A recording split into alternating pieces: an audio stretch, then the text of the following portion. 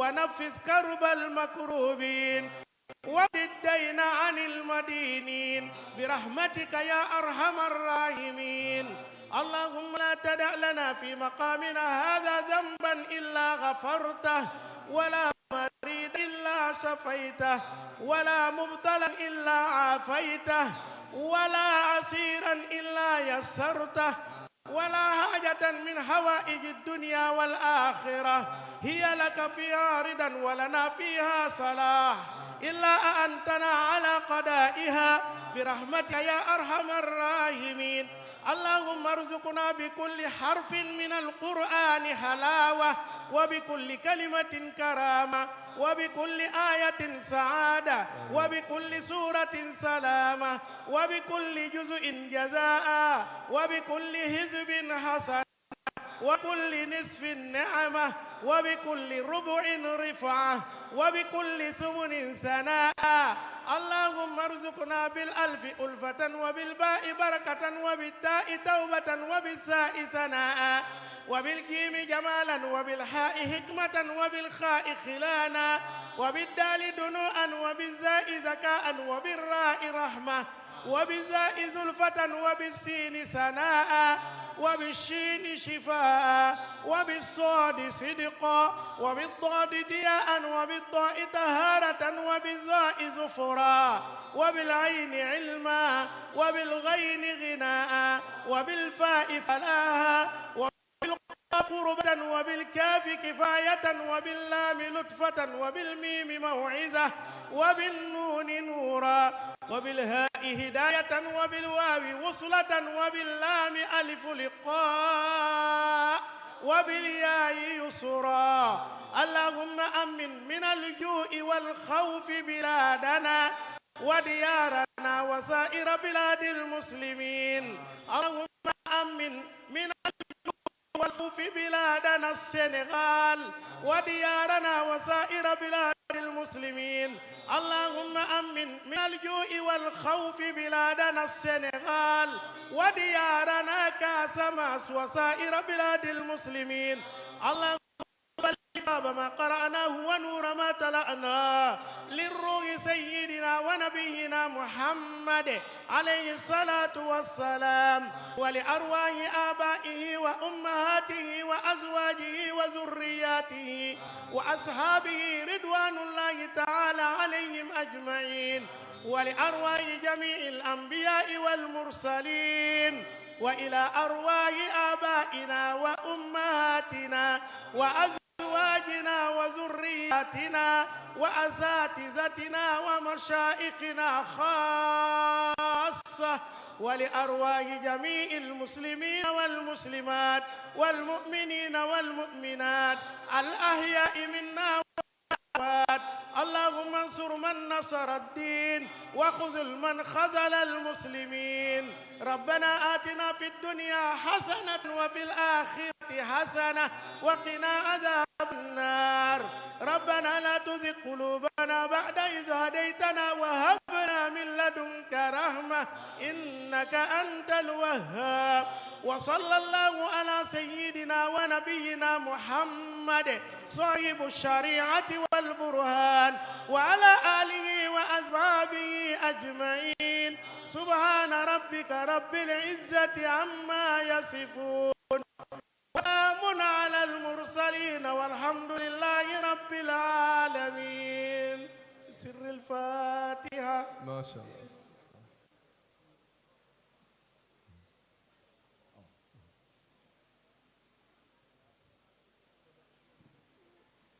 ما شاء الله ما شاء الله. C'est bon. Merci beaucoup. Mashallah, takbir. Takbir. Summa takbir. Ba'da takbir. أعوذ بالله السميع العليم من الشيطان الرجيم. بسم الله الرحمن الرحيم والصلاة والسلام على رسول الله. Monsieur le ministre de l'Intérieur et de la Sécurité publique, Mesdames et Messieurs les membres du gouvernement, Monsieur le gouverneur de la région de Ziguinchor, Monsieur le préfet du département de Bignona, honorables députés, messieurs et madame les maires et élus territoriaux, monsieur le président du conseil départemental, autorités administratives, territoriales, coutumières et religieuses, distingués invités, chers talibés,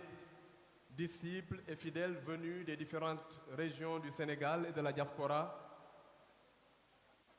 c'est avec humilité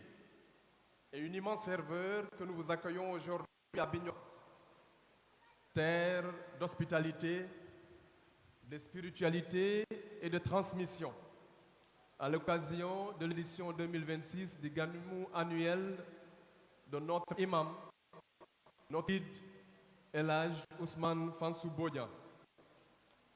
Au-delà du rassemblement religieux,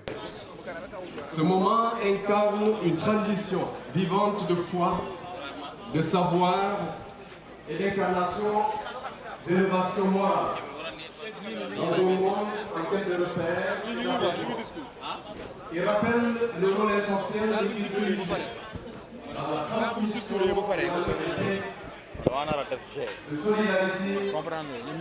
et de cohésion qui sont le lubrifiant de la société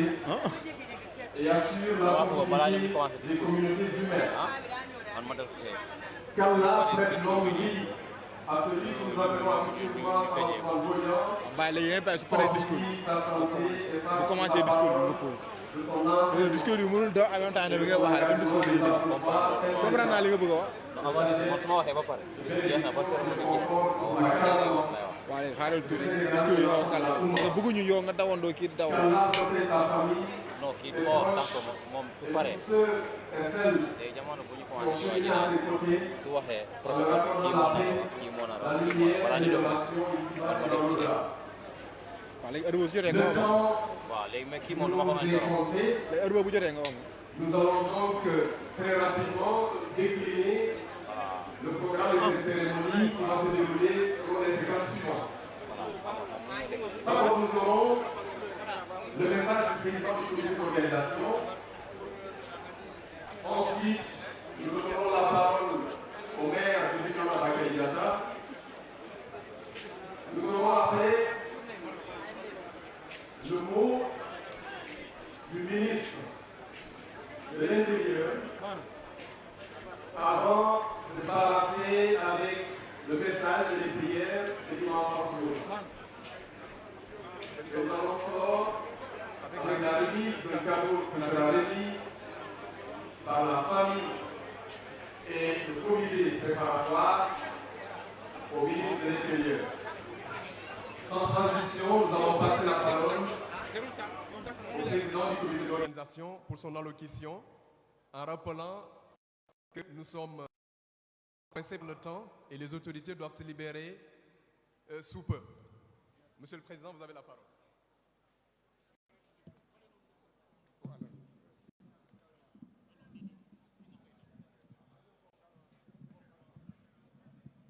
Assalamu alaikum wa rahmatullahi ta'ala wa barakatuh. أعوذ بالله من الشيطان الرجيم بسم الله الرحمن الرحيم. Louange à Allah, maître des temps, paix et salut sur le prophète Mohammed sallallahu alayhi wa sallam, lumière des croyants et des modèles éternels, sagesse, de justice et de miséricorde. Monsieur le Premier ministre, Monsieur le gouverneur de la région de Ziguinchor, Messieurs les préfets et sous-préfets, honorables députés, Mesdames et Messieurs les maires et élus territoriaux, autorités administratives, coutumières et religieuses, distingués invités, chers fidèles et chers talibés, bienvenue à Bignona. Bienvenue dans cette terre où la foi continue de structurer les liens humains et la mémoire spirituelle qui se transmet encore génération en génération et où les grandes rencontres religieuses demeurent des moments d'élévation collective. Au nom du comité d'organisation, Je voudrais exprimer notre profonde reconnaissance à l'ensemble des autorités, des partenaires et des services techniques, des volontaires et des populations qui se sont mobilisés pour permettre la tenue de cette édition 2026 du Gamou annuel de El Hadj Fa Ousmane Bodian. Le thème retenu, Islam et sécurité humaine, s'inscrit précisément dans la réflexion,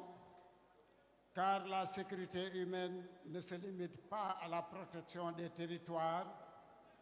elle concerne aussi la protection des consciences, l'encadrement de la jeunesse, la stabilité des familles, la préservation des valeurs et des capacités de société à maintenir la cohésion malgré les épreuves. C'est dans cette perspective que l'œuvre spirituelle, éducative et sociale de l'imam El Hadj Fa Ousmane Bodian prend aujourd'hui tout son sens. Par son engagement, sa constance et son engagement, qui constitue d'incarner pour beaucoup une parole de stabilité, de discipline morale et d'apaisement dans une époque souvent traversée par des doutes et des dispersions. Que ce Gamou soit un moment bénéfique de retrouvailles fraternelles et de renforcement de notre foi commune, qu'Allah protège et réserve à la Casamance et maintienne la paix entre les hommes. Je vous remercie pour votre aimable attention. ñu ngi remercier imam Moustapha Lo imam Kër Massar inchallah ci tur sëriñ bi. Merci beaucoup, Monsieur le Président, pour ce discours plein de sens et qui revient aussi sur le thème de cette édition, notamment la sécurité et l'islam. Et je pense que le mot est bien entendu, que la sécurité humaine ne se limite pas seulement aux dimensions physiques et qu'elle englobe aussi les dimensions spirituelles. Sans sécurité humaine, il ne peut y avoir de paix, il ne peut y avoir de stabilité. Nous allons donc, sans tarder, remettre la parole à Monsieur le maire qui va nous faire l'honneur d'adresser au public son allocution. Monsieur le maire, nous vous réclamons au pupitre.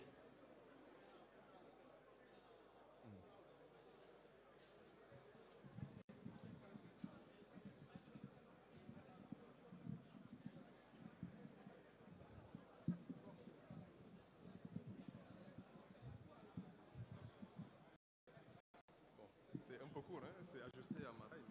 Ah, il n'y a pas de faute. Technicien concentré.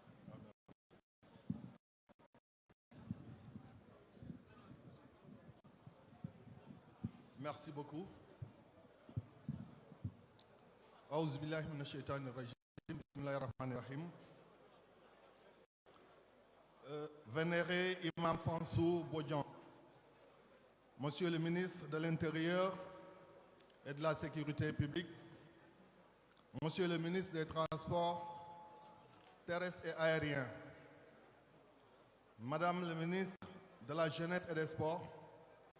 Monsieur le ministre de la Culture, de l'Artisanat et du Tourisme, Messieurs les ministres, les ministres-secrétaires d'État, Monsieur le gouverneur de la région de Ziguinchor,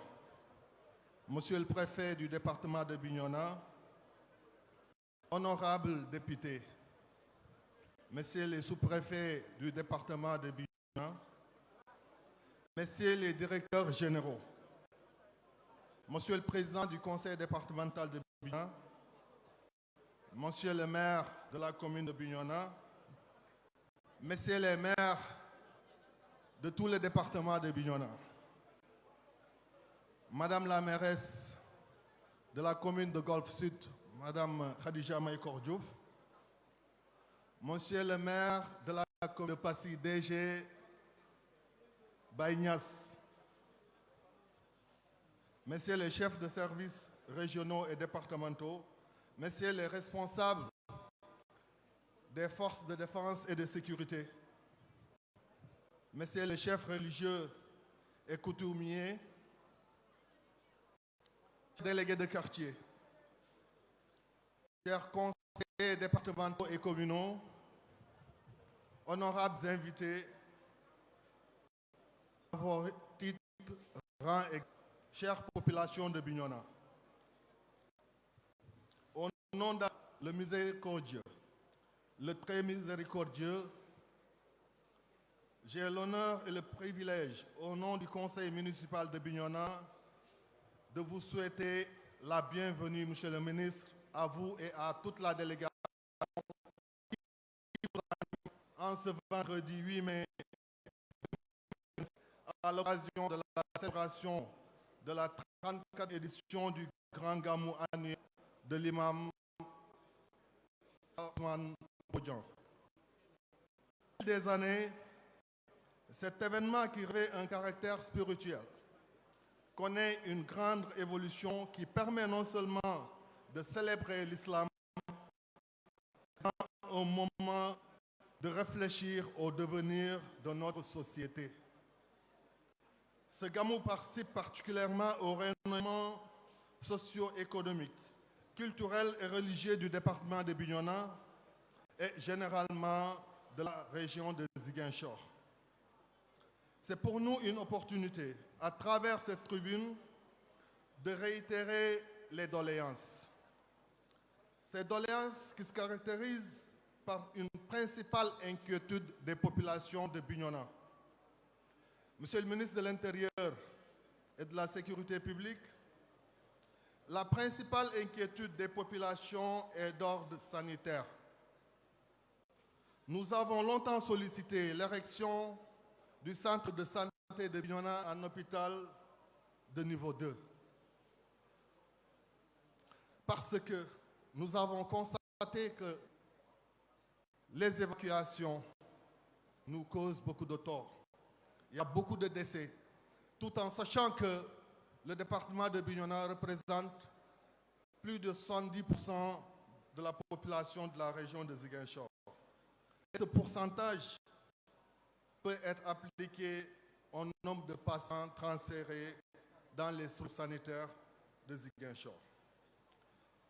Les districts sanitaires de Tchonkessil et le Djouloulou souffrent des mêmes difficultés. Les Kalounaï et le ont besoin chacun d'un centre de santé. Monsieur le ministre de l'Intérieur et de la Sécurité publique, croyez-nous si nous vous disons que nous ne sommes pas restés les bras croisés et attendre l'État central pour l'amélioration des conditions de prise en charge médicale de nos populations. Nous avons, avec les maigres moyens à notre disposition, réalisé des infrastructures pour essayer d'offrir un meilleur cadre sanitaire et un meilleur plateau médical en cas de maladie. Nous pouvons citer par exemple la construction de la salle d'observation au niveau du poste de santé de Bodionkoto, dont la mairie a financé intégralement les travaux, mais dont l'équipement a été financé par la fondation de la LONASE sous l'impulsion du docteur Toussaint Manga, DG à qui nous présentons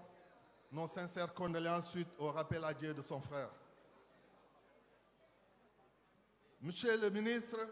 le conseil départemental de Bignona dote chaque année aux différentes structures du département des équipements pour essayer d'élever le plateau technique. Donc vous conviendrez avec nous que tout le département de Bignona souffre d'infrastructures sanitaires. Vous serez notre interprète auprès du ministre de la Santé et auprès du Premier ministre pour porter cette doléance afin que Bignona puisse avoir des équipements de sanitaires à la hauteur des attentes de ces populations. Nous ne pourrons terminer sans remercier, Monsieur le ministre, après votre implication pour l'ouverture du commissariat urbain de Bignona, nous revenons à la charge pour solliciter l'implantation d'une compagnie du GMI au niveau du département de Bignona, précisément au niveau de la commune. Car depuis l'installation du commissariat, les populations vivent avec quiétude dans la commune. Monsieur le ministre, je vous remercie de votre aimable attention.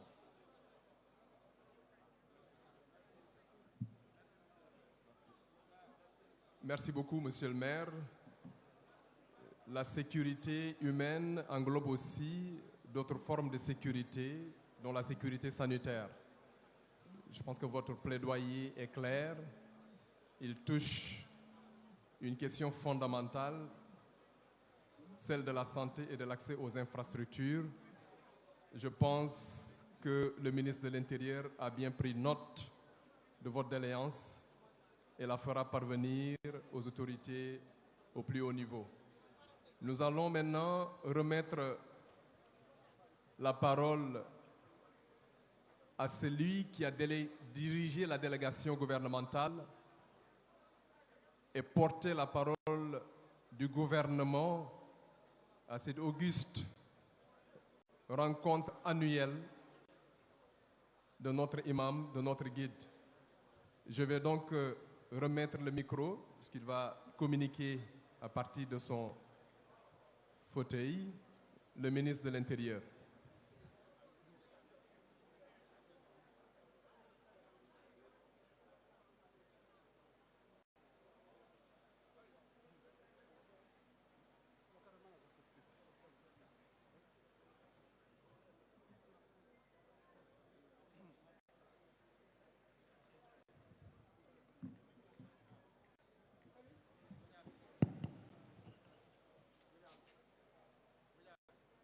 أعوذ بالله من الشيطان الرجيم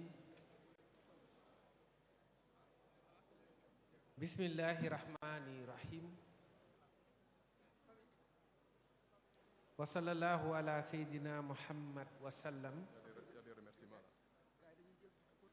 السلام عليكم ورحمة الله تعالى وبركاته.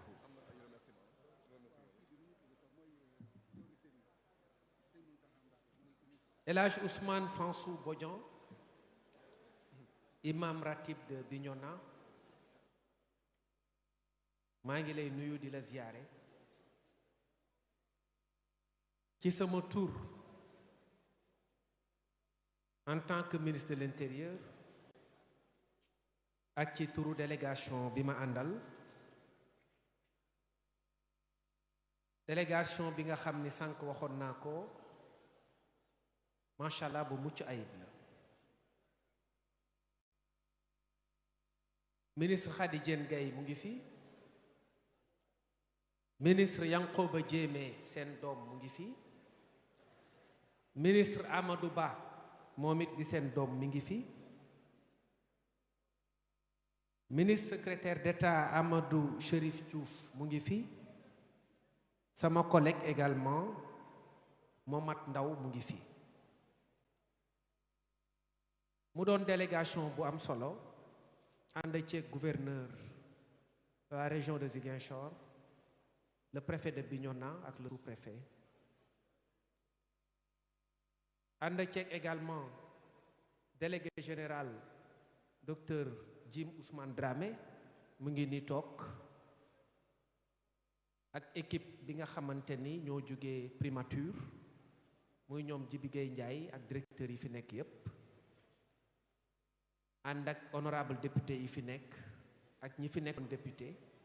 ñu mel ni suñu sœur Mame Diarra Fam, ànd ak également tout ce qui relève des forces de défense et de sécurité. ñooñu dama leen ni defal une mention spéciale parce que sama njaboot lañ. D'abord di ko doore ci gouverneur di ko féliciter ci organisation bi ma fi gis. waxoon nañ ko keroog li ñu doon ñaan mooy seen bi nekk une très grande réussite te macha allah li ñu fi gis sedd na suñu xol, suñu xel dal na. Force de défense et de sécurité yi muy police muy gendarmerie ñuy sapeur ñu ngi leen di féliciter itam seen liggéey macha allah lu ñu am ci rapport ak ci remonté ci cérémonie bi pour l'instant daal mucc na ayib maa ngi leen di exhorter ci ñu continuer ci sécurisation maximale de cet événement là qui est un événement d'importance nationale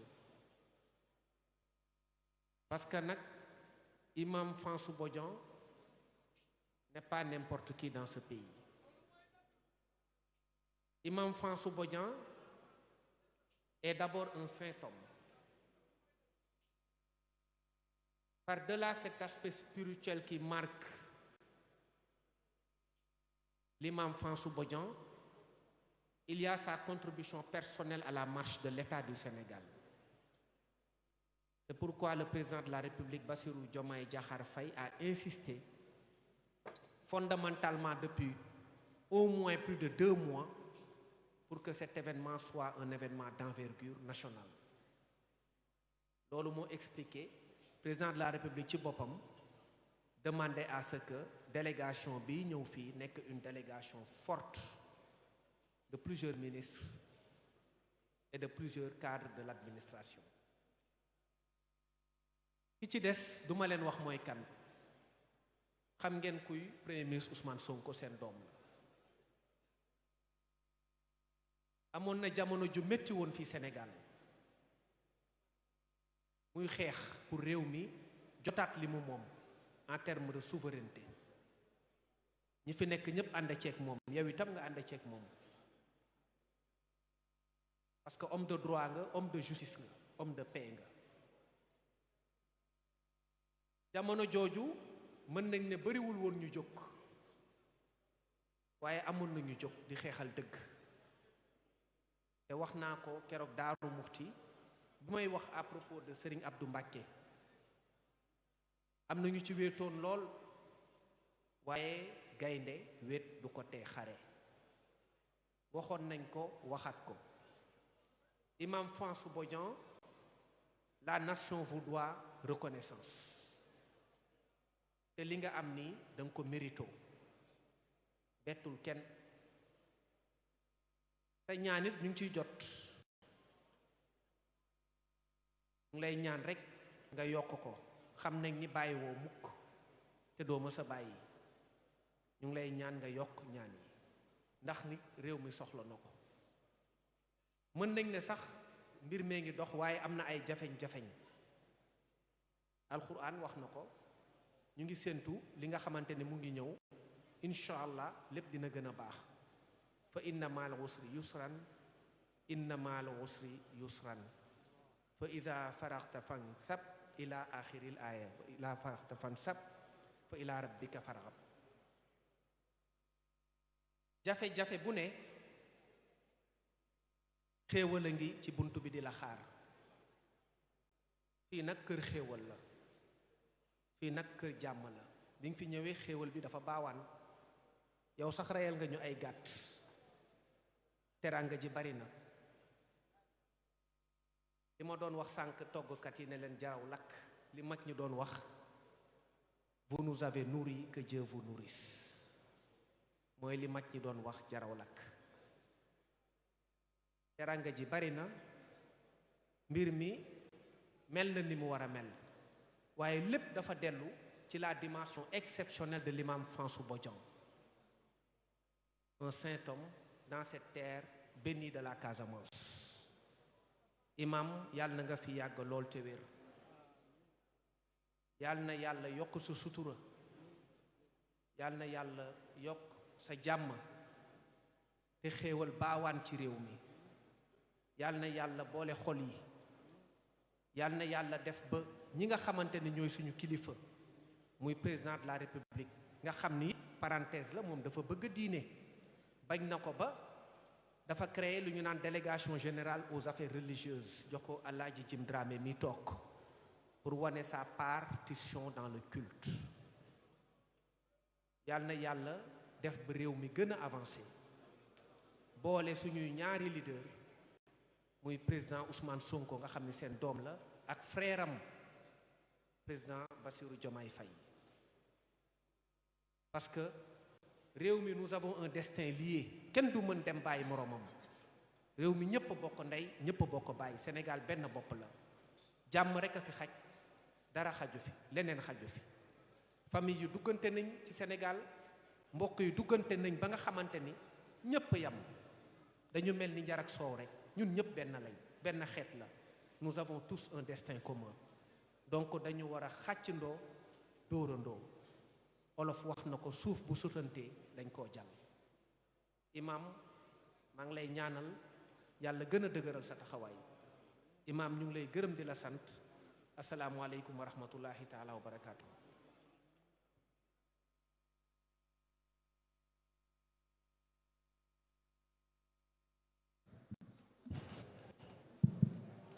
di leen yéegal ni ki Serigne Mouhamadou Mountakha Mbacké xalifa général mu yebal na Serigne Khadim Diop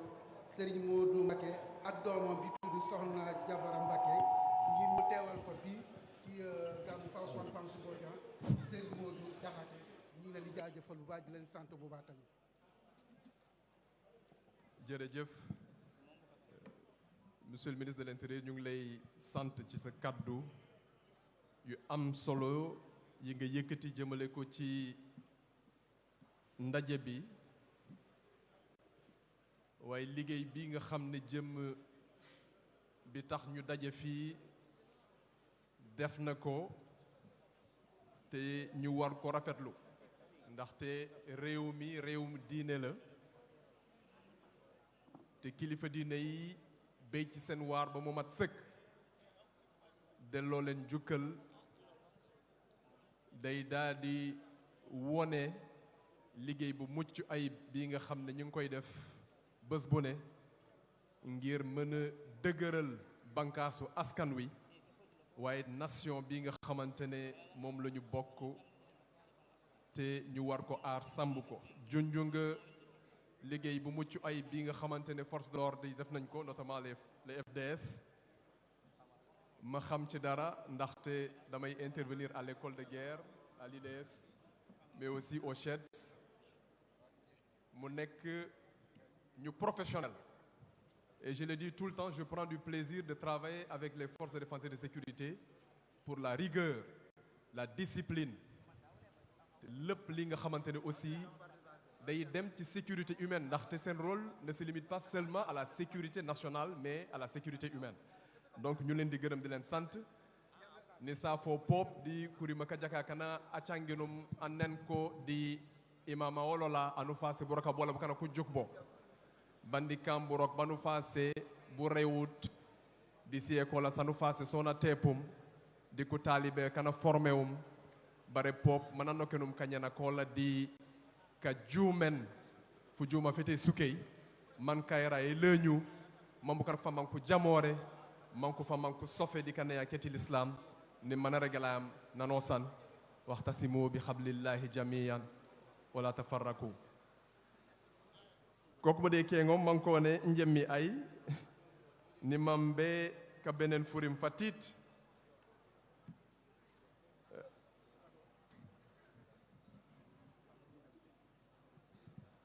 on me demande de me présenter car il y a des moments où on prend la parole non pas en tant qu'universitaire, parce que ceux qui savent, ceux qui ne savent pas, je suis chercheur à l'Institut fondamental d'Afrique noire, à l'Université Cheikh Anta Diop de Dakar, et je profite de l'occasion pour saluer la présence de mon grand frère Jim Dramé, avec qui nous avons tissé une complicité remarquable. Et je tenais à faire ce témoignage et tout le travail remarquable qu'il fait aussi à l'IFAN pour le rayonnement de l'institution, au-delà de son statut de directeur, de délégué aux affaires religieuses. Mais on prend aussi la parole depuis un espace plus intime et plus profond, celui du talibé, le fils de la famille, mais aussi l'héritier d'une mémoire dont l'influence transcende le simple cercle familial. C'est donc avec cette double posture que je voudrais vous présenter un homme dont l'œuvre s'est bâti dans le silence, sans murmure, mais ancré dans les fondements de ce qui a été cette mission qui a été transmise au prophète sallallahu alayhi wa sallam, qui a été portée et renouvelée excellemment par des érudits dont certains avant lui ont donné de leur sang, de leur vie, pour permettre aux générations dont les nôtres de recevoir ces messages. Imam Fansou Bodian, ce n'est pas seulement l'enseignant, c'est aussi l'éducateur, c'est aussi le guide spirituel, c'est aussi cet homme discret qui, dans les méandres de sa solitude, a bâti une communauté de foi qui se rencontre chaque année pour communier et célébrer ce qu'il a construit et qui doit être renouvelé excellemment dans le temps. Je ne vais pas m'attarder sur l'évocation de sa biographie. Nous aurons l'occasion ce soir, pour ceux qui assisteront à la cérémonie religieuse, d'entendre les témoignages qui seront portés à l'endroit de cet homme, ce saint que le monde va découvrir. Je vais donc remettre la parole à notre imam, à nous faire o mi imam olala nous baya yakar yemak di o bismillah sen furi meuf imam Fansou Bodian en pom abaraka am tay ça fait des barrages machallah Kalalana Fansubo ya walauri bena wate mitei de Muhammadu Rasulullah panupaka dunia lakira.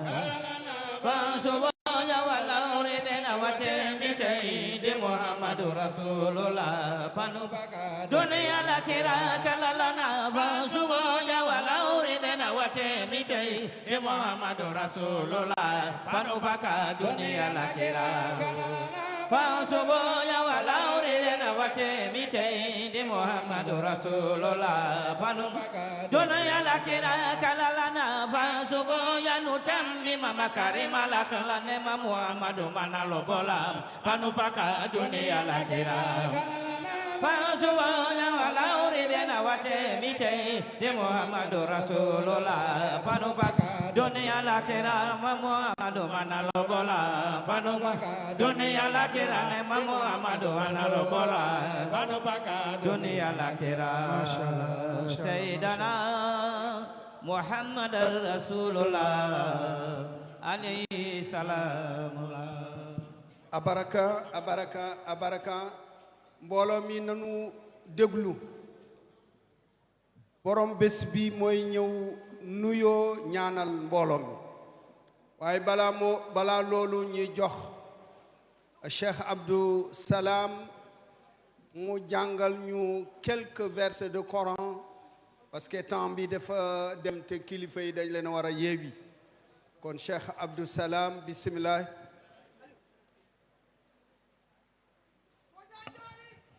أعوذ بالله من الشيطان الرجيم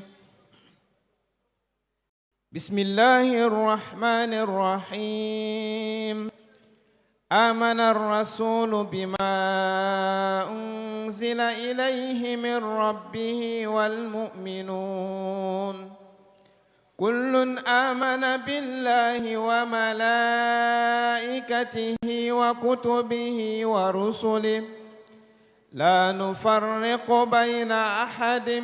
من رسله وقالوا سمعنا وأطعنا غفرانك ربنا وإليك المصير لا يكلف الله نفسا إلا وسعها لها ما كسبت وعليها ما اكتسبت ربنا لا تؤاخذنا إن نسينا أو أخطأنا ربنا ولا تحمل علينا إسرا كما حملته على الذين من قبلنا ربنا ولا تحملنا ما لا طاقة لنا به واعف عنا واغفر لنا وارحمنا أنت مولانا فانصرنا على القوم الكافرين. وصلى الله على نبينا محمد وآله وصحبه أجمعين.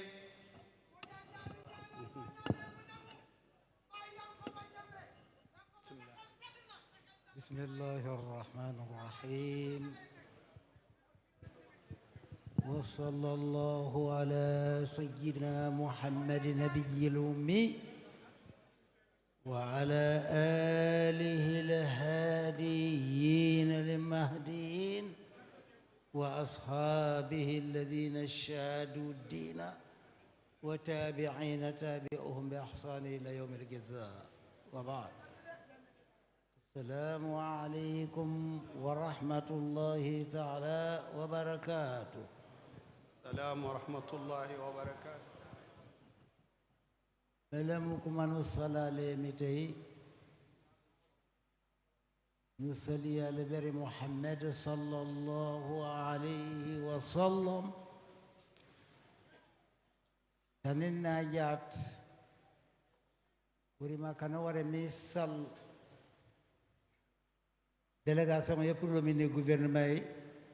di ko musulman ka pour le mi bano sami kulli fashin amiq ka jawlo mi per e yole be mate fu jafe e yow ki manjut tay ni wara mi commencé wu njaat ka sanke na kumba. mbokk yi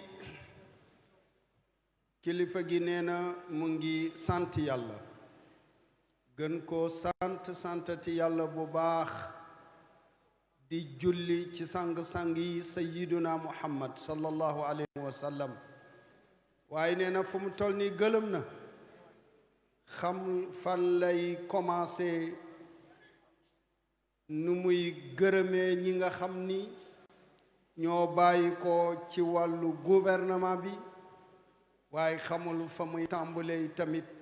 sant mbokk yi nga xam ne ñoo bàyyi ko ci biir réew mi ak bitim réew mi rawatina ilimaan yi xamul fan lay tàmbale ndax mbégte bi mu am tey ci bés bii. mata i bajut banque yani nene yata bete ka finance bokana ko manku jo kuyingom ara banque yani bajumi ekilmayol yoyoyre mi tay bampo kajon kuta kolyo ka kambula ku bero Muhammad sallallahu alayhi wa sallam. nee na ndax xamul nan la koy waxee waaye nit mën naa louer ay chapiteau ay chaise ay bâche waaye nit kenn mënu koo louer. xamul ban banque lay jaar ba am xaalis ba muy louer ñi fi ñëw. xam na ne ñi fi ñëw yépp yàlla ak yonentam rekk moo tax kenn ku nekk nga bàyyi sa soxla kenn ku nekk nga bàyyi sa dëkk kenn ku nekk nga bàyyi fa nga bàyyi ko. utode anaw mbo manji matanak manemi te pimeno ta rasulu sallallahu alaihi wasallam baba jakon aja ciengo tambuni je mbe kam mambi na cene arjana na no teleng ujub ubanjanu kolemi tay ujon manu kolemi tay naka jone kiliya ujon yo jar na tutore tane butib ma batemi tay wallahi mi tay pe nyakule man ku joku yi ya panku yi barna no sanu kane ananu manje awu jonut folo bere babade mi tay wala folo bere ko baje ko bak wala folo bere mo famia mana o baji mi mo toujours aw kalonye mbukan ka jaxase bukan ka faske mbukan wallahi wonke njabukan ak nikema le bukan ak buji kire panone mante injede imangidu bukan ak wani kani neena ndax jamono ji ñu tollu jub rek moo gën kenn ku nekk boo jubee ragal yàlla rek danga mën a ànd ak nit ñi te ñi mu gënee te rafet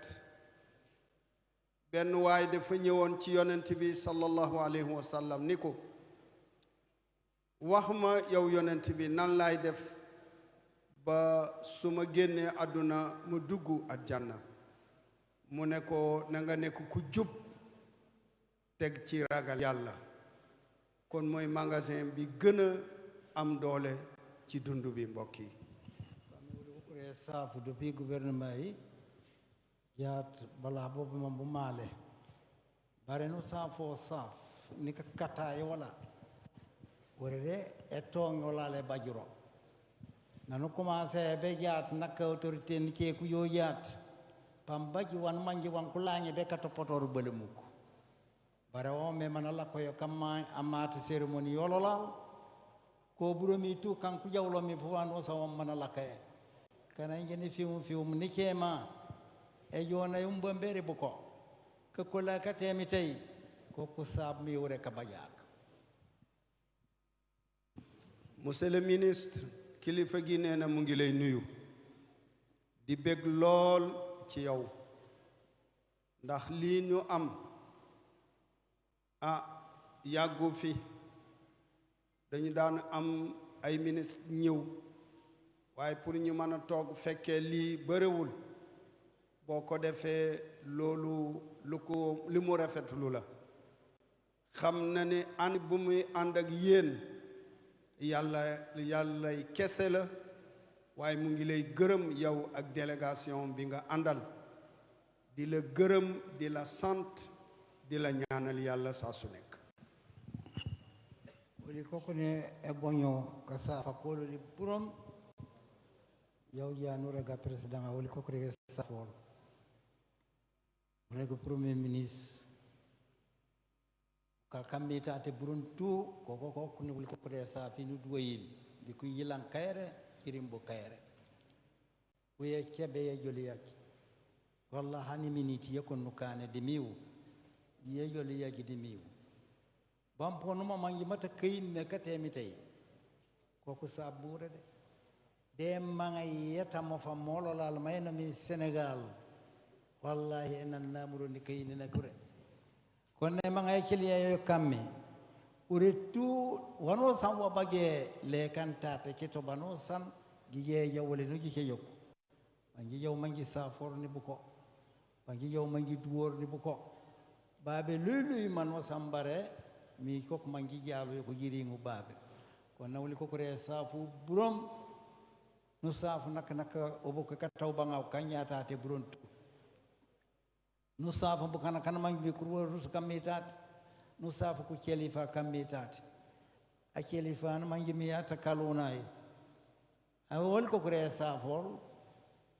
diata fo nyol ko re safu ata bulu fuli ko re safu ata nagi bi yono ko kure safu lo metata mana jalo woli ko kure safu nak nek silo pa sam ke sammi po fana nak Sénégal ka purun Touba Tiwaawoon Njaasaan Laayeen Ceneba be Ñaseen gudi ko Serif ak woli ko kure safu be ka bu kano sankan man yimi dal fa tabarakallah kumoda ko tuuli ko kure safi mani laku mi babe nak yamara yoli kebe yoni laku mi babe wana ko boñu lobon kanko bollo mi fona ko jokuri ngotate kanu mangi mewul ko kure safire bu kana ko bollo bon karayano san elo piano san sano pinya tu ko bollo bon bebe tate man ko jokumat man doral le wano sande kamo ngora kata mafam wanko katana mi babe mambira ko babe njombaro kene man ko mangume eno ko napoku yo mampo fana nak ngala ko senon semba woni ko re safu pronde anyil andifan ke pour lo mi gambi woni ko re safi fananak karayano san ko diwar ke pour lo mi Mauritanie ke pour lo mi banos Guinée Bissau ke pour lo mi fana Guinée Conakry ke pour lo mi Mali woni ko re safu bronto Italie ko ketade ke pour lo mi ko taliba kum kammi Italie kammi France kammi fafana nak Allemagne kammi fana Portugal kammi nak buron tuul ko Europe buron tu kammi Asia Suri ɓeɓano sam oli kokkude saf oli kokkuni ka duwol emte kane mbemite kan kulla ami wa antum bi khayr wallahi ɓam po fana naktasir anu mangi mi dan la ala ko mi yan kusemmi ni mukane mata nak di islamay di Sénégal ayno mi nak drame wole ko re safol bara po baba yalli mama an mangi pullo po fana nak boku ayyo nane kam man kana ngal labyan ayyo tate kam man kana wole ko re safo nu dol emte kane mbigi lan kayre wallahi wate temiye bare wa kullu ami wa antum bi khair ja'alana Allahu sanadan wa awnan lil islam mbokk yi ñi tënk rek kilifa gi nee na waxtu wi dafa xat waaye monsieur le ministre mu ngi lay gërëm bu baax a baax kilifa gi nee na mu ngi lay yebal cantam ak nuyoom nga yeggale ko ci son excellence président de la république Bachir Diomaye Diakhar Faye fàttewul kii nga xam ne tamit mooy premier ministre Ousmane Sonko ak gouvernement bi yépp boo demee nga yeggali nuyoo bi waaye bég na lool ci ay doomam yi nga àndal Mita mu ngi fi Yankoba Jemme di xaritam di doomam mu bokk ci kër gi waaye di nijaayam nee na mu ngi koy ñaanal yàlla fu mu toll ak mboolem ñi mu àndal bu ñu limee maanaam ñu am ñu juum waaye Yankoba faw ñi jaar ci moom mu jël nuyoo bi teg ko ci mboolem ministre yi nga xam ne ñoo ànd ak moom ak DG yépp di la gën a dénkaat ñii nga xam ne ñooy xale yii nga xam ne ñu ngi liggéey ngir l'islam waaye ñu ngi liggéey ngir développement ci biir réew mi monsieur le ministre nee na mu ngi lay dénk tamit gouverneur de la région de Ziguinchor lii bu réussiré nii moom moo ci teg tànkam moo ci góorgóorlu guddi ak bëccëg mu ngi jokkoo ki nga xam ne mooy préfet du département de Bignona monsieur Mamadou Khouma musul nelaw benn yoon ça fait 3 mois moom mu ngi liggéey ak ñun xeebul kenn ku ko woo mu wuyu saa soo koy woo rek heure boo ko woo rek du ne yow yaay kan waaye bu fekkente ne liggéeyu sëriñ bi rek day naa ne acca bismillah fàttewul ki nga xam ne mooy le sous-préfet de l'arrondissement du Tangori moom i tamit naka noonu ndax fii ñi nekk ci commandement bi la kon mu ngi koy nuyu di ko gërëm waaye di gërëm d'accord le maire de la commune de Bignona monsieur Bakary Diatta fàttewul le maire de la commune de Tangori waaye tous les maires yi ci des nga xam ne ñëpp a ngi fii conseil départemental liggéey bi jàpp nañ ci pendant 2 semaines di liggéey pour lii rafet sëriñ bi nee na mu ngi lay gërëm bu baax a baax waaye di gërëm ñi ci des di gërëm ñi nga xam ne ñooy confrérie yi fi ñëw fàttewul sëriñ Muntaxa Mbakke yebal na fi doomam yebal na fi xaritam di sëriñ Xaadim Diop waaye sëriñ Cheikh Umu Mbakke yebal na fi rakkam di sëriñ Moodu Mbakke ñu ngi fi ànd ak délégation bu mag jóge ba Touba ngir bés bi waaye naka noonu Tiwaawoon naka noonu Kawlax naka noonu Njaasaan nee na fàttewul ki nga xam ne mooy xarit boppam di imam Moustapha Lo Baye ko ba Ndakaaru mu ngi fii am na cadeau boo xam ne sëriñ bi cadeau bu rafet boo xam ne war na koo jox balaa moo ñaan mu jox ko ministre balaa moo ñaan Moustapha Silla yebal na fii waaye Souane yi tamit xalif général bu Medina Souane moom it yebal na fi njabootam ñu ngi fii ñu bëree xalif généraux yi nga xam ne ñoo nekk fii ci biir département bi sëriñ bi nee na fàttewul kenn bu guddee kenn ku nekk dinañ jaar sa tur ak ki nga yebal ñu ngi balu ak ñépp nag ndax guddi na te bëgguñoo téye kenn waaye comme ni nu ko waxee rek am na cadeau boo xam ni war nañ koo jox sëriñ war nañ koo jox ministre léegi balaa moo ñaan kon cadeau bi bu dee jege na rek nanu ko andi insha allahu bismillah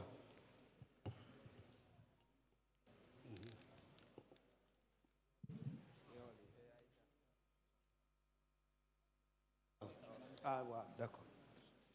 voilà cadeau baa ngi noonu di mushaful kabir waxu yàlla mu di alquranul karim dox na ko ki nga xam ne maître Bamba Cissé di ministre de l'intérieur di doomam di xaritam di xaritu ñëpp waaw jërëjëf waaw professeur docteur Dioum sëriñ bi nee na mu ngi lay nuyu di la sant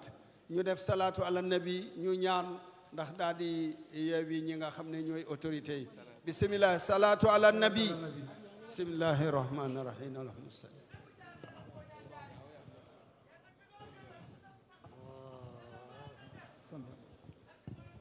اللهم صل وسلم على سيدنا ونبينا مولانا محمد نلنا آمين أعوذ بالله من الشيطان الرجيم بسم الله الرحمن الرحيم آمين ربنا إننا سمعنا مناديا ينادي للإيمان أن آمنوا بربكم فآمنا آمين ربنا فاغفر لنا ذنوبنا وكفر عنا سيئاتنا وتوفنا مع الأبرار آمين ربنا وآتنا ما وعدتنا رسلك ولا تخزنا يوم القيامة إنك لا تخلف الميعاد وبحرمة إن الله ملائكته يصلون على النبي يا أيها الذين آمنوا صلوا عليه وسلم تسليما صلى الله تعالى عليه وعلى آله وصحبه وسلم تسليما سبحان ربك رب العزة ما يصفون والسلام على المرسلين والحمد لله رب العالمين nañ ko delloo ñaan bi yàlla na fi yàgg a teew voilà salaatu ala nabi ñu ñaanal sëriñ bi balaa moo jóg bismillah salaat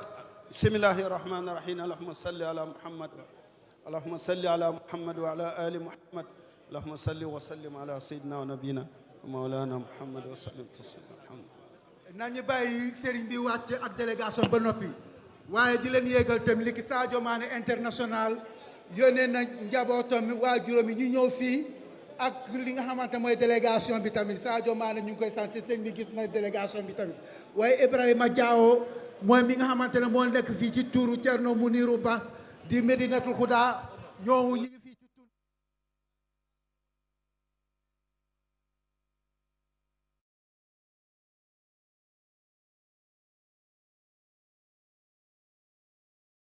moom mooy voilà mbokki internautes yi maa ngi leen di nuyu bu baax a baax di leen di jaajëfal cette fois-ci man maa leen di nuyu ginnaaw fan yii yëpp équipe bu Voix du Sud dafa def benn visite fi nga xamante ne moom mooy la ville de Bignona pour li nga xamante ne moom mooy le gamou annuel du guide religieux Fa Ousmane Bodian tey mooy bés bi le 8 mai 2026 mooy bés bi nga xamante ne boobu la ñuy jàpp pour ñu mën a célébrer li nga xamante ne moom mooy la nuit du prophète sallallahu alayhi wa sallam imam Fansou Bodian donc gamu bi tey nekk gamu bi nga xamante ne donc le département de Bignona boobu la ñuy célébrer chaque année ren moo nekk 34e édition donc si gamu bi nga xamante ne moom moo am fii ci Bignona ren ñuy choisir thème bi nga xamante moom mooy l'islam et sécurité humaine en tout cas tey fii Bignona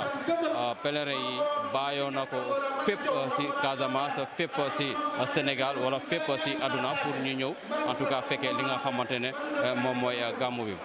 léegi nii la ñuy pare li nga xamante ne moom mooy cérémonie officielle bi si cérémonie officielle bi ñi nga xamante ne ñoom ñoo fi teew gouvernement di Sénégal ministre de l'intérieur et de sécurité publique ki nga xamante ne moom mooy Bamba Cissé moo fi teewul ñi nga xamante ne moom mooy gouvernement ak yeneen ministères yi ñoom tamit ñëw nañu fekkee li nga xamante ne moom mooy gàmmu bi ki nga xamante ne moom mooy le ministre des transports aériens et terrestres le ministre Yankoba Diémé moom tamit mu ngi fi ak ki nga xamante ne moom mooy le ministre du tourisme Amadou Ba moom tamit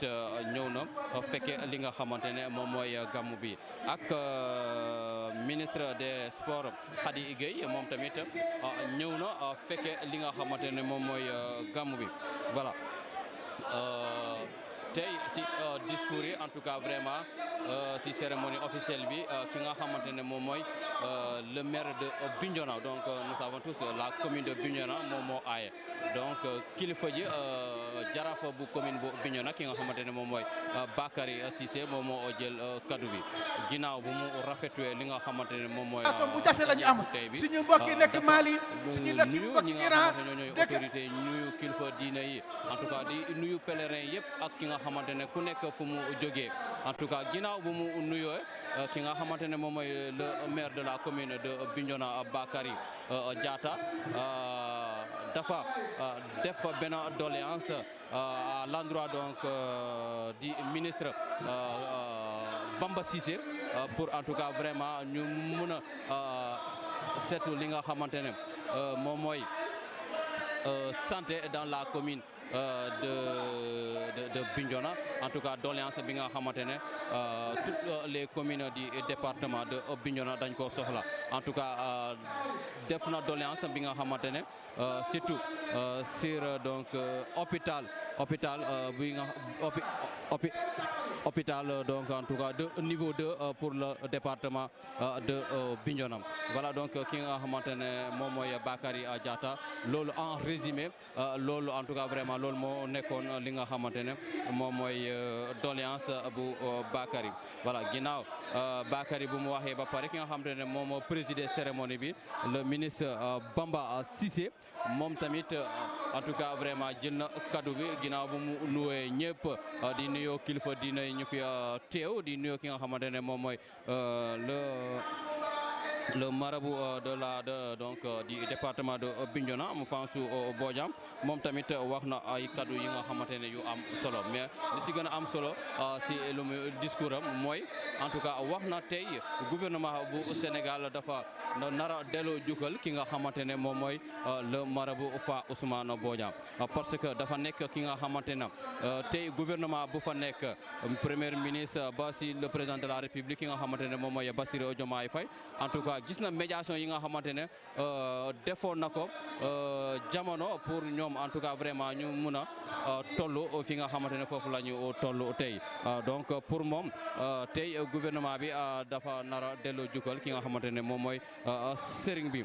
bu ñu pare ki nga xamante ne moom mooy le marabout Fa Ousmane Bodian moo jël kaddu bi bu mu jëlee kaddu bi en tout cas vraiment di nuyoo ñëpp di leen di gërëm bu baax a baax si li nga xamante ne moom mooy ñooñooy guide yi ñi nga xamante ne wala guide religieux yi en tout cas pèlerins yi mais aussi le gouvernement si seen déplacement bi nga xamante ne def nañu ko pour ñu ñëw wuyoo li nga xamante ne moom mooy woote ji voilà maa ngi ak voilà benn kilifa diine en tout cas vraiment dinaa ko bàyyi micro bi en tout cas mu mun a présenté wu seen bi maa ngi lay nuyu. maa ngi lay fay seen bi. wax ñu noo tudd ak foo bàyyee ko pour nga ñëw. dama tudd Cheikh Ibrahima Bodian l'imam ratib bu Jatang. Jatang waaw Jatang c'est dans le Boulouf. non dans le Fogny. dans le Fogny ah ok commune bu Suel. commune du Suel. commune de Suel voilà donc tey yaa ngi fi nga xamante ne moom mooy Bignona ñëw fekkee li nga xamante ne moom mooy gàmmu bi. donc wax ñu lan ban bétte nga am pour ñëw tey fekkee. alhamdulillahi rabbil alamin hamdan kasiran tayyiban mubarak ala kulli ni'amin wa ala kulli mut'in wa ala kulli shay'in qadir wala hawla wala quwwata illa billahi al-aliyyil azim ginnaaw bu ñu sante yàlla julli si yonent rasulu Muhammad sallallahu alayhi wa sallam di am mbégte bu nga xam ne mbégte bu rëy la mbégte bu nga xam ne jour bu nga xam ne bu ñu yàlla jox bu ñu yàlla may tey ñu fekkee ko te yàlla nañ ko yàlla def ñu fekkee ko ay déew li bëree bëree jour bu nga xam ne gamoo suñu kalifa la kalifa bu nga xam ne ku uuf ñëpp uuf Sénégal uuf Casamance te bëgg ku nga xam ne ku jàng alquran kalifa bi bëgg na la moo taxit tamit wooteem bi il faut que ñun ñu ñëw teew te ñu ngi gërëm ñëpp képp ku jógee fu mun fannaa fu nekk ñu ngi koy gërëm di ñaan yàlla ñu def si gamo bi si jàmm ak salaam yàlla ñu yegale ko si jàmm ak salaam te tamit yàlla may ñu gudd fan may ko tamit wér te yàlla mu yàgg si ñun tamit ñu yàgg si moom ñu ngi leen di gërëm bu baax a baax a baax. yaa imam di si jamono bu mu jëlee kaddu ki nga xamante ne moom mooy sëriñ bi wax na lu am solo mooy jub parce que mu ne tey boo gisee moom su wootee nit ñu ko wuyu ku nekk ju bàyyee ko fu nekk mu ñëw fekkee li nga xamante ne moom mooy gàmmu bi parce que yaakaar naa ne jub bi nga xamante ne daf ko wone askan wi moo tax ñu koy kii. lu mu wax dëgg la parce que ñun loolu la ñu jàngal moo ñu jàngal ñun ay taalibeem la luñ ko xamee depuis début ba léegi si loolu la nekk si loolu lay wootee si loolu lay tëddee si loolu lay xëyee kon nit dafa war a am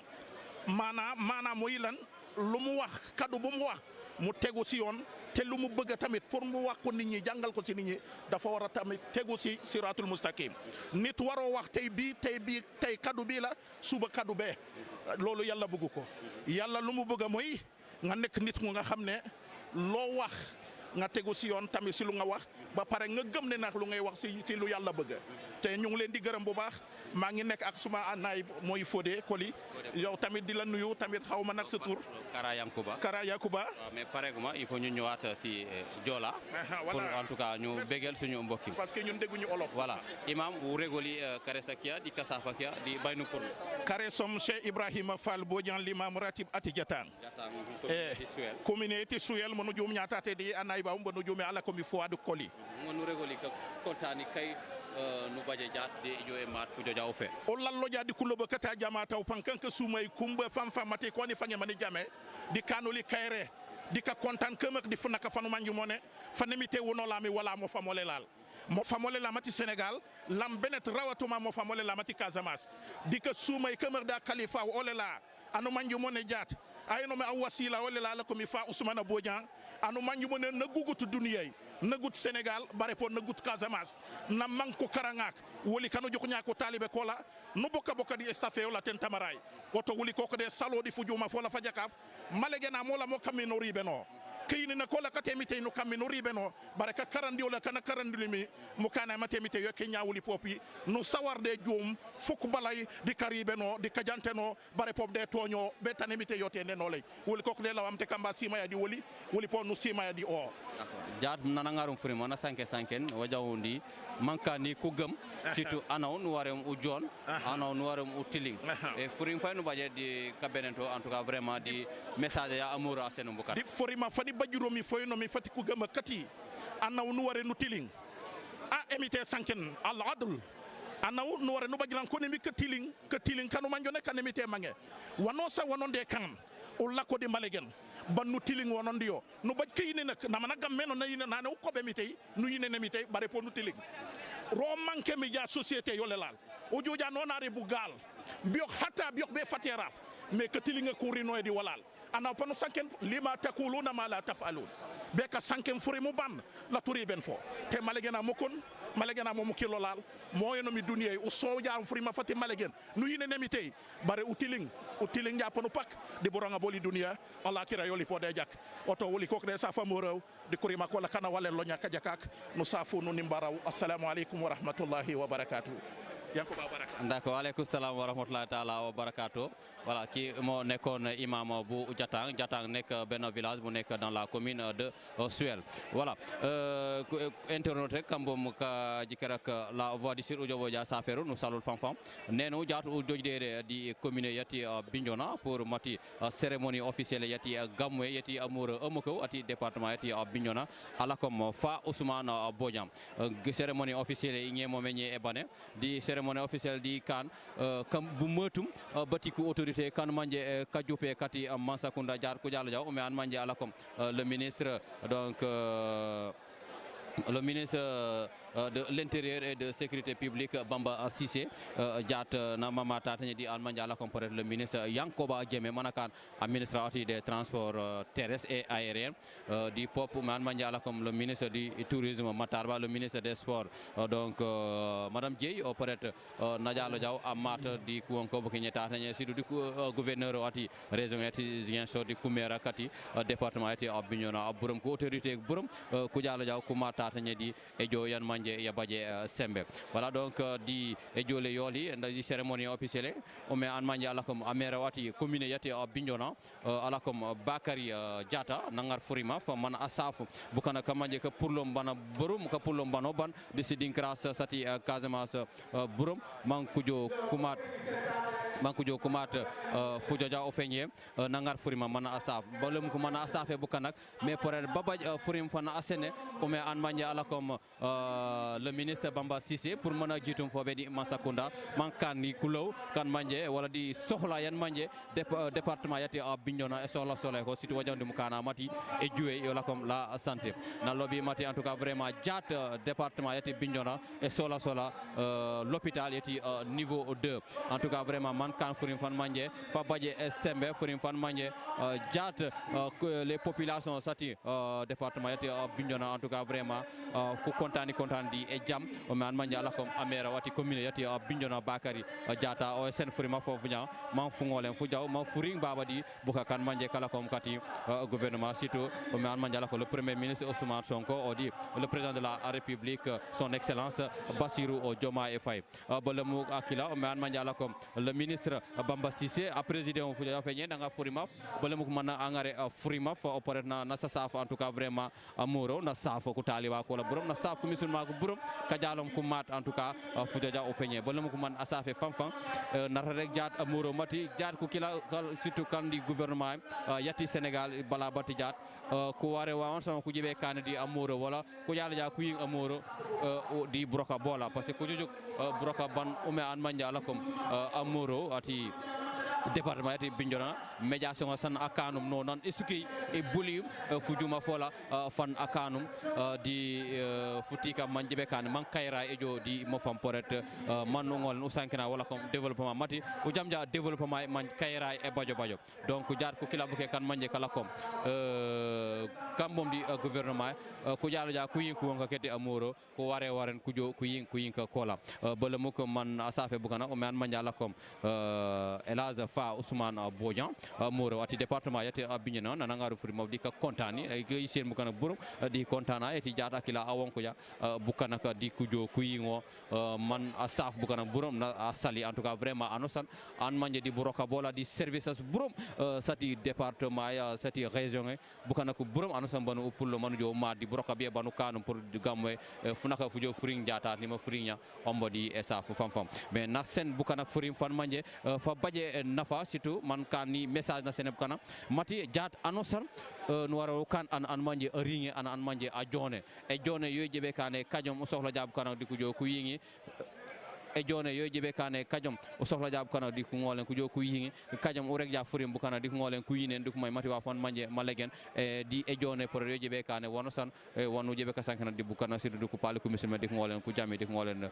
ko ne kanja mu kilam ni woleno mati jat gamway e banja jat kajom inshallah o rabi amoro pan a continuer di si activité c'était de manakane emitien san pan a jawbe esuke yen manje yala kom jegun ban akila akinum man pour jawbe ba man asafi akan ziare bo man ngole en tout cas vraiment ringeni ma dukum manje mati en tout cas anyila wolu broka ban manje ban alakom fansu bonya broka ban alakom dim kana mati dineti l'islamé brok babaje sembete bukana kuyingo yi mitomit nakane kan abanja gamme le lendemain pan ajaw bebo pan manje bala kom jegour voilà banja muklan lani wolenu mati en tout cas vraiment babaj marathon yan manje ye pourlo bo di suge yati jegun pan kujo communo ma atibe babenye département yati Bignona manku ngolen ku kujo ku safo e kankan ende message wala donc kankan karandro hommage di nona la ko futika bu matika jumena l'islam de reñe Casamance pour mafuna ko feñe fu ngol fu bay semaine mafu bagna semaine kana ku yinen wala ke l'islam na jewje ko commune depuis bo suge yola jegun hani be de reñe e Bignona yo e kanum donc emitomit pambaj kan manje pan mbay ku talba kan manje kajibe puru depuis bo di Bignona manku ngolen kujo ku safo manku rendre hommage voilà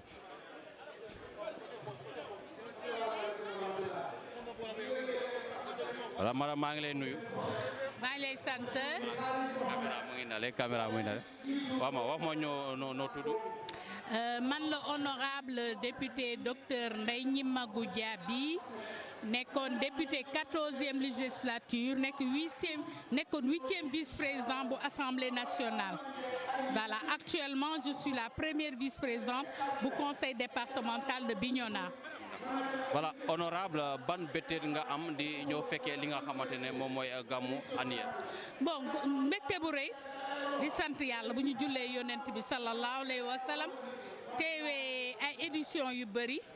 di wax ne édition chaque année édition day gën a yokku donc ce qui veut dire nit ñi dañuy gën a bëri voilà tey jii neex fierté la ñu am ñun ñi waa Bignona d'autant plus que nit ñi jóge nañ fu ne jóge nañ ci département bi jóge nañ ci sous-région bi muy Mali Gambie Mauritanie Guinée-Bissau Mauritanie particularité mooy Fan Ousmane Bodian dafay dem à chaque fois dafay seeti dafay nemmeeku ay taalibeem dégg nga diaspora tamit ñoo ngi fii donc affaire bi gën na yokku di wax ne aujourd'hui c'est la dimension de l'éducateur parce que Fan Ousmane Bodian am na ay daara di jàngale xale yi di doon koo xamee ne acteur social la waaw Fan Ousmane Bodian damay wax ne bu ñu amee pacification du Sénégal mën nañ ko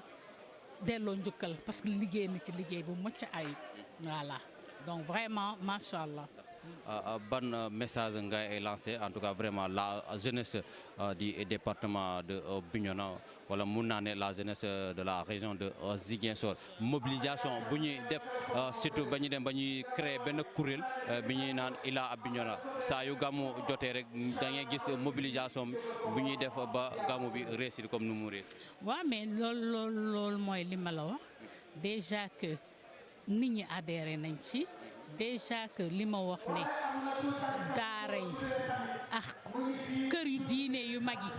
que ce soit Mouride que ce soit Tidiane que ce soit Khadr que ce soit Laay Ñaseen ñëpp a ngi fi ñëpp yónnee nañ fi ay ndaw te xam nga xale yi ñoom ñëpp ay jokkoo jeunesse bi amul frontière quand on parle de la jeunesse musulmane c'est toute la jeunesse musulmane avec ses particularités te àddina bi fu ñu jëm alxuraan bi ñu gëm moo ñuy sauvé di wax ne tey Bignona am nañu chance bu rëy ba tey c'est pourquoi j'ai dit tout à l'heure avec le pôle sud comme déjà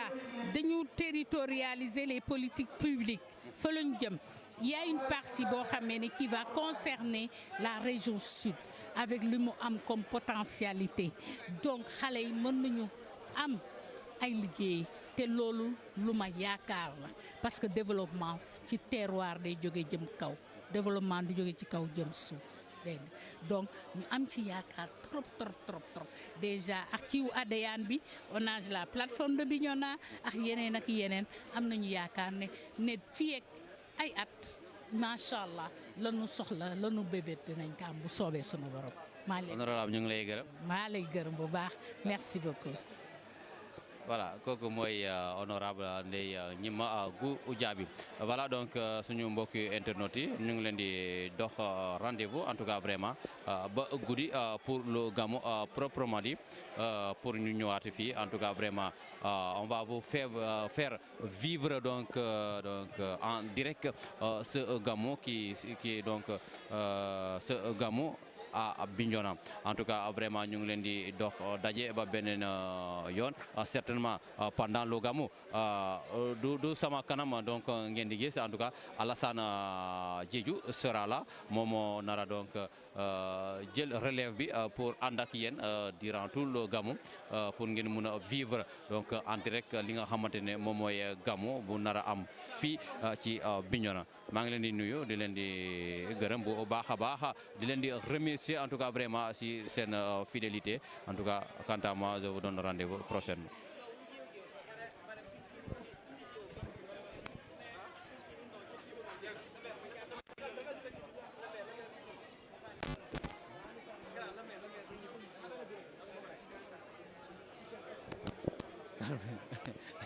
Voilà, en tout cas le travail continue hein? Voilà, c'est Ange qui n'a pas joué son rôle, en tout cas vraiment, il m'a laissé chuter au moment où, voilà, donc on attend l'arrivée du maire de la commune de Bignona. Voilà, Ange da ngay def sa liggéey en tout cas sinon man tëjoon naa ko voilà andi ma maire bi waaw mu ñëw ñu déglu ko le maire de la commune de Bignona moom tamit dina ñëwaat pour ñu en tout cas jël yeneen réaction voilà réaction ki nga xamante ne moom mooy le maire de la commune de Bignona Bakary Bodian Bakary Diatta du moins gis nañu li nga xamante ne moom mooy discours bu mu defoon mais voilà néanmoins on va donc le tendre le micro de la Voix du Sud pour en tout cas vraiment entendre donc ces mots de cet événement donc religieux donc du département, le rendez-vous très important donc de ce département de la région donc de Ziguinchor. Voilà, tout à l'heure on attend donc l'arrivée du maire de la commune de Bignona Bakary Diatta. Voilà suñu mbokk yi ba léegi ñu ngi fii fi nga xamante ne moom mooy tente bi voilà Alassane tamit mu ngi may wër ki nga xamante ne moom mooy le président à l'organisation moom tamit incha allah nañ ko jël fii nii pour ñu mun a jël réaction am ko ki moom mi nga xamante ne voilà boo demee ba gàmmu bi taxaw pour fii moom ak ñi nekk ginnaawam ñoom ñoo nekk di def liggéey bi ñoo nekkoon di def liggéey bi jusqu'à présent ñu ngi def liggéey bi pour ñu mun a donc réussir si li nga xamante ne moom mooy gàmmu bi voilà ñu jëlaat ko moom voilà gis naa ko mu sol en tout cas vraiment Cheikh voilà wax ñu noo tudd sëriñ bi. maa ngi tudd Yahya Diédhiou. Yahya Diédhiou voilà mun nga làkk Joola wala ñu dem si olof ça dépend fi nga. bon fu ne rek foofu voilà donc tey ñu ngi fi nga xamante ne moom mooy Bignona nekk événement bi nga xamante ne une seule fois lay am si at bi gàmmu annuel bu fa Ousmane Bodian ban bette nga am wala yan sentiment nga ñu naraw. bon alhamdulillahi rabbil alamin wa salatu wa salam ala ashrafil mursalin wa ala alihi wa sahbihi ajma'in wa ba'd assalamu alaikum wa rahmatullahi wa barakatuh. maa ngi sant yàlla comme no ko waxee maa ngi am mbégte bu rëy lu tax ndax tey la première des choses maa ngi am loo xamante ne ñaan sëriñ bi d'abord ndax képp ku ñëw yaa ngi sakku si ñaan sëriñ bi yàlla sëriñ bi yàlla nangu ñaan lu si topp retrouvaille boo xamante ne nit da ngeen di yéenalante jàmm si retrouvaille bi si rencontre bi tamit daa indi loo xamante ne développement boo xamante ne day indi développement si département bi ndax boo gisee département gàmmu bi lu muy indi si département bi dafa bëri ndax si koom-koom si développement da ngay gis lampi foo xamante ne installé wu ñu fo lamp daa am insécurité di nga gis ne dañ foo installé ay lamp donc bu ñu installé lamp rek mooy am na tuuti sécurité donc lu ci topp day am ay bërëb boo xamante ne dañuy dem installé ay robinet gratuit ci di fay jëfandikoo si ndox bi donc loolu yëpp ak loo xamante ne li ma liimul daa doon mbégte boo xamante ne waa département bi waa région de Ziguinchor comme la Casamance naturelle daa am mbégte boo xamante ne bu rëy la incha allah loolu laa am mbégte du ma mun a wone sama mbégte si réew mi bi dafa ëpp daal incha allah. ñu ngi lay jaajëfal bu baax voilà merci beaucoup en tout cas wax na kaddu yu ay kaddu yu am solo en tout cas sinon wax na lu dem si li nga xamante ne moom mooy sécurité voilà donc le fait ñu installer donc poteau lampe yi fu nekk si dëkk bi loolu dafay bokk si li nga xamante ne moom mooy sécurité parce que boo waxee gàmmu bi da ngay gis ni nit ñi dañuy bàyyi ko fu nekk façon nit bu ne day dugg fi nga xamante ne moom mooy Bignona donc il va falloir donc ñu am lumière fu nekk pour ñëpp. En tout cas ñu mun a dox seen soxlay voilà on va recevoir tout à l'heure en tout cas ki nga xamante ne moom mooy jarafu commune bu Bignona voilà venez voilà monsieur le maire maa ngi leen. waaw maa ngi fay. donc vous êtes en direct de la Voix du Sud mun nga ñëwaat si sa sentiment en tout cas vraiment si bés bu tey. waaw mbégte la ñuy am ci.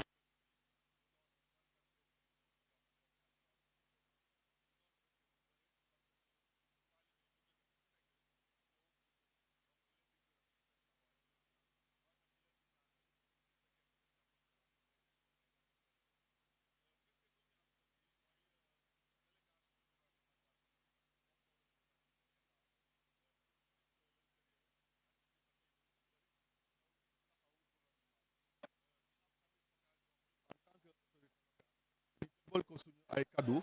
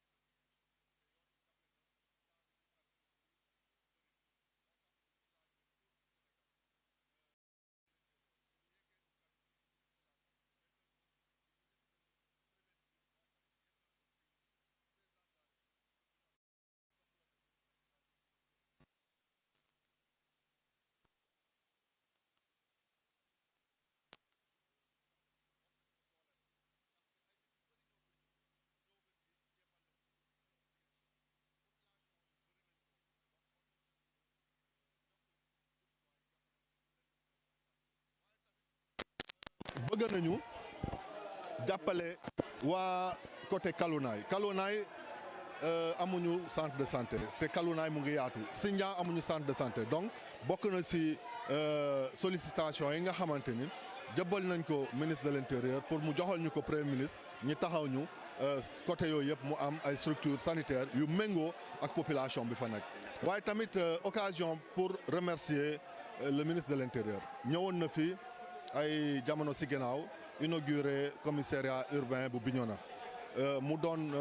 taxawaay bu mucc ayib wane na ni que depuis commissariat bi nekk fii nit ñi nekk nañu ci kaarange jàmm ji mu ngi dox kaarange baa ngi yokk moo tax it ñu ne ko gannaaw commissariat bi bëgg nañu tamit ñu yokkal ñu benn compagnie groupement mobile d'intervention waa GMI pour ñu ñëw yokkal ñu waa police ndax ñi mun a def liggéey bu mucc ayib ci wàllum sécurité ndaxte soxla nañ sécurité ndax Bignona mun a jëm kanam développement mënul am te sécurité amul moo tax it ñu bëgg a sukkandiku su ñooñu ñu jàppale ñu ndax ñu mun a sécuriser Bignona mun koo développer tamit. certainement temps bi moo tax boolewoo ko ci sa doléance bi mais le désenclavement en tout cas de certaines localités donc du département de Bignona comme le boucle di Fogny donc à travers la voie du sud est-ce que mun nga profiter en tout cas vraiment nga boole ko ci doléance. waaw doléance yi xëy na damay wax ni que temps bi moo ñu xojoon moo tax mënuñu ko woon dugal yëpp mais gis nañu ni que wàllum dem bi ak digg bi dafa jafe fii ci département Bignona boucle la Fogny nit ñaa ngi koy jooyandi ay ati at ñu ngi ñaan ministre des infrastructures na ci taxaw ndax ñu mun a defar yoon boobu population bi mun a dem ak dikk ci jàmm ak salaam ndaxte opportunité yu bëri potentialité yu bëri ñu ngi ci zone yi nga xamante ni moom la ñuy tudd noonu mais mënuñu ko exploiter parce que nit ñi amuñu moyen de communication parce que dañuy yaakaar ni que tali yi dem ak ñëw pour tukki kese la waaye dafa bokk ci économie day yokk économie dëkk koom-koom dëkk dafay sukkandiku tamit ci wàllum dem ak ñëw tali bu baaxee rek danañ gis développement am ci département Bignona donc ñu ngi ñaan nguur gi mu bàyyi ñu xel trop ci wàllum dem bi ak dëkk bi yokkal ñu tali yi fermer boucle Fogny bi boucle yi nga xamante ni yëpp mu ngi en instance nañ ñu jàppale ñu defaral ñu ko. voilà ñu ngi lay gërëm monsieur le maire. certainement prochaine fois nañu daje. voilà xaaral ñu bàyyi ko moom tamit mu dem noppalu kooku moo nekk jaraaf bu département. jëlaat ki nga xam moom mooy le président donc du comité d'organisation. voilà président organisation voilà moom tamit voilà Alassane mu ngi koy andi président ñëwal. yaa ngi téye xaalis de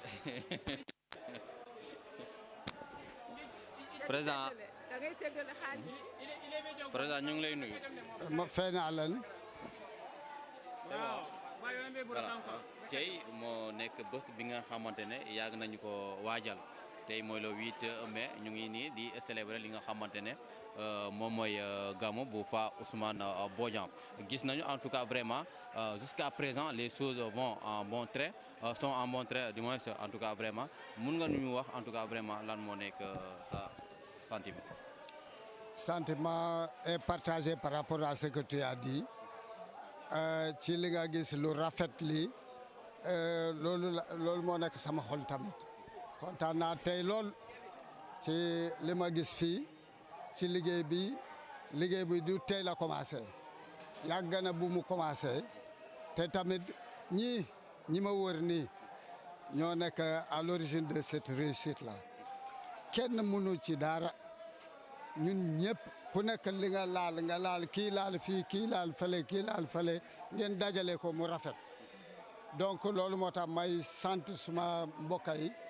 ma sant la Voix du Sud yéen ay partenaires privilégiés ngeen du moins woo nañu leen woowuñu leen yéen a ñuy woo ñëw leen ñu interview leen ñu tasaare seen bëgg-bëgg si département de Bignona ñu ngi leen di sant bu baax di leen gërëm ngeen taxawal seen télévision fii télévision ñëpp def ko roykaay mu njëriñ Casamance njëriñ département de Bignona njëriñ tout le Sénégal entier parce que li ngeen di def nii neex na baax na ñëpp a ci kontaan keroog bu ñuy waxtaan bu ñu ne dañuy def conférence de presse ñu ne notre télévision est là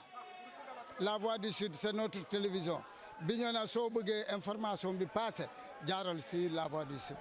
donc vous avez fait un travail vous avez sensibilisé pendant que nous n'étions pas là encore vous faisiez le travail vous sensibilisez la population par rapport à la personnalité de notre guide religieux qui est El Hadj Fa Ousmane Bodian. Pour la réussite de l'organisation gis nañu en tout cas am na benn kuréel bi ngeen di taxawal fii bi nga xamante ne moom mooy Ila à Bignona mën nga ñëwaat tuuti si idée bi lu tax ngeen taxawal kuréel boobu noonu pour li nga xamante ne moom mooy gàmmu. origine Ila Bignona mooy ñun dañu amoon problème fii. at bu nekk dañuy dépenser des millions et des millions pour aller chercher le matériel à Dakar ñu toog ñu ne ça c'est la voie salutaire de Demba Diédhiou directeur de l'hôpital Abass Ndao moo ñu organiser ci structure bi mu ne nañu organiser ñu cotiser dans toute la région ñu def sensibilisation jóg def sensibilisation fu nekk fii ba Dakar fii ba kii dans toutes les régions du Sénégal ñu jaay ay carte ba yàlla tax ñu am ay soutien yàlla tax ñu jënd kii chapiteau bi après chapiteau bi ñu jënd ay bâche ñu jënd ay tube yooyu la ñu réformer leen ren léegi tube du jógee Dakar tube bi pour mu ñëw dañuy dépenser près de 3 millions pour que tube yi ñëw ren dépensé wuñu loolu ngir lan ñun ñoo avec Ila Bignona ñu liggéey ba ñu am lii ñu liggéey ba ñu am ay tube ñu liggéey ba ñu am ay bâche léegi fu ñuy dem nii dañu bëgg a am suñu sonorisation ñunu bopp boobu la ñu nekk di wut dañu ñaan kii tamit collectivité locale ñu may ñu un terrain foo xam ne fu ñuy tabax suñu kii suñu magasin ñu def ci matériel boobu bu ñu ko defee foofu dina am ñoo xam ne foofu la ñuy liggéey ñu créer emploi donc ci loolu la ñu nekk bëgguñu ñëw seulement kii wax gamu ba pare ñu ñibbi mais nag il faut créer des conditions de développement ce n'est pas l'État qui crée de l'emploi mais c'est nous-mêmes qui sommes des acteurs qui doivent créer de l'emploi au profit de nos jeunes qui vision boobu la ñu gis ci Ila Bignona moo ñu yóbbu ba fii à la longue on veut même barrière yi tout le matériel boo xam ne dañ koy def ci gamu bi duñu ko indi Dakar. Prêt pour ça, on va travailler pour ça et on va réussir pour ça. Voilà, donc une dernière question gis nañu gamu bi dafa nekk benn événement donc bu rëy la ci Casamance nit ñi dañuy bàyyi ko fu nekk mais ban message ngay lancé à l'endroit donc du gouvernement du Sénégal pour le désenclavement donc de certaines localités am na ñi nga xam ne pour ñu mun a génn pour ñu ñëw fii ni fekkee li nga xam ne moom mooy gàmmu bi c'est tout à fait un problème pour eux. waaw loolu kay c'est extrêmement important d'ailleurs balaa may génne fii Bignona fii Bignona il y a le quartier là Nématoulaye boo xam ni ils sont dans des difficultés, ils sont dans les conditions de vie précaires. Il n'y a pas d'électricité. Amul jumtukaay boo xam ni hôpital amul côté bii amul. Le maire a lancé l'appel ici pour les infrastructures sanitaires dans le département de Bignona. J'ai apprécié. Et ici aussi dans le département, dans les quartiers périphériques, il faudrait que l'État pense à ça. Et je crois que le message est entré dans l'oreille attentive du ministre de l'Intérieur. Et donc, au niveau du département, au niveau de la région, il y a lieu de travailler pour permettre à la région d'avoir des infrastructures qui leur permettent de développer leur localité. Le développement passe par la route. S'il n'y a pas de route, la région de Ziguinchor est une région agricole. C'est une région agricole. Vous pouvez travailler, vous pouvez faire des productions dans les villes les communes les plus reculées. Pour les transporter vers les centres de ville, il est extrêmement difficile. Donc là, on ne peut pas parler de développement, on peut parler de création de sous-développement. Et vraiment, ça, c'est un appel que nous lançons à l'administration. Elle est en train de nous accompagner très sincèrement. Mais en matière de désenclavement, nous lançons un appel très pressant pour que l'État nous fasse la boucle du Fogny. Et c'est fait, la boucle de Signa et les autres, la route de Djouloulou. Elle est impraticable. Ce n'est pas ces routes-là seulement. Il y a le Niamon,